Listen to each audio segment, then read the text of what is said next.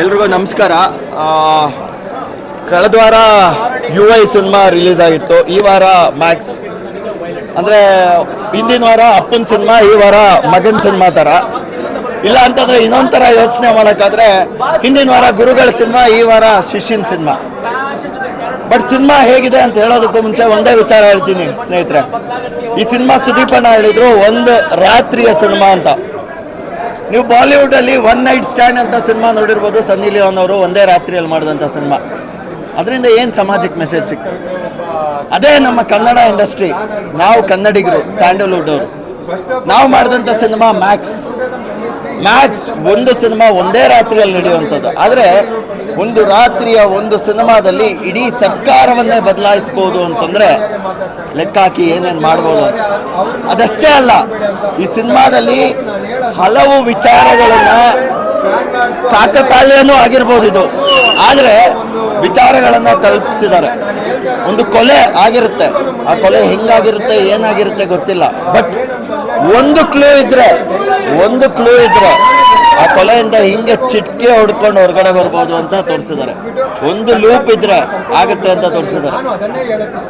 Interval scene ಆದ್ಮೇಲೆ ಮತ್ತೆ before ಪ್ರತಿಯೊಬ್ರು ಈ ಸಿನಿಮಾ ನೋಡ್ಬೇಕು. ಅದು ಎರಡು ಪಾರ್ಟ್ ಅನ್ನ ಯಾಕೆ ಅಂತ ಹೇಳ್ತೀನಿ ಕೇಳಿ.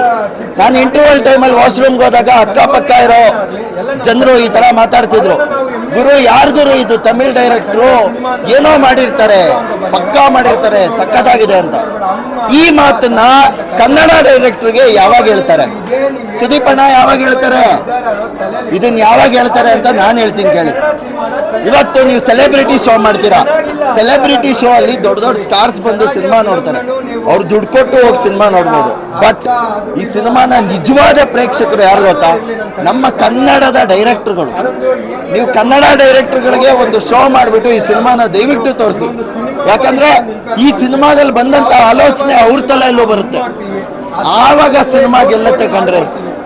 ಈ ಸಿನಿಮಾ ಗೆದ್ದೇ ಗೆಲ್ಲತ್ತೆ. ನಾನು ಇವತ್ತು ಹೇಳ್ತಾ ಇದ್ದೀನಿ, ಸುದೀಪಣ್ಣನ ತಾಯಿ ತೀರೋಗಿರ್ಬೋದು, ತಾಯಿ ಇಹಲೋಕದಲ್ಲಿರ್ಬೋದು, ಆ ತಾಯಿಯ ಆಶೀರ್ವಾದ ಸುದೀಪಣ್ಣನ ಮೇಲೆ ಸದಾ ಇದ್ದೇ ಇರುತ್ತೆ. ಯಾಕಂದ್ರೆ ಅಷ್ಟು ಅದ್ಭುತವಾದಂಥ ಸಿನಿಮಾವನ್ನ ಮಾಡಿದ್ದಾರೆ. ಈ ಸಿನಿಮಾ ದಯವಿಟ್ಟು ಒಳ್ಳೇದಾಗ್ಲಿ. ದಯವಿಟ್ಟು ಇದು ತಮಿಳ್ ಸಿನಿಮಾ ಅಲ್ಲ ಗುರು, ತಮಿಳ್ ಡೈರೆಕ್ಟರ್ ಮಾಡಿರ್ಬೋದು, ಒಬ್ಬ ಕನ್ನಡಿಗರ ಸಿನಿಮಾ ಇದು, ಕನ್ನಡ ಸಿನಿಮಾ. ಮಹಾಬಲಿಪುರಮಲ್ಲಿ ಶೂಟಿಂಗ್ ಮಾಡಿರ್ಬೋದು, ಬಟ್ ಇದು ಕನ್ನಡ ಸಿನಿಮಾ. ತುಂಬ ಅದ್ಭುತವಾಗಿದೆ. ದಯವಿಟ್ಟು ಪ್ರೇಕ್ಷಕರು ಬಂದು ಈ ಥರದ ಸಿನಿಮಾಗಳನ್ನು ಉಳಿಸಿ ಬೆಳೆಸಿ ಪ್ರೋತ್ಸಾಹಿಸಿ. ಎಲ್ರಿಗೂ ಕ್ರಿಸ್ಮಸ್ ಹಬ್ಬದ ಶುಭಾಶಯಗಳು, ಜೊತೆಗೆ ಹೊಸ ವರ್ಷದ ಶುಭಾಶಯಗಳು. ಮುಂದಿನ ವರ್ಷಗಳಲ್ಲೂ ಈ ಥರದ ಸಿನಿಮಾ ಬರ್ತಾ ಇರಲಿ. ನಮಸ್ಕಾರ.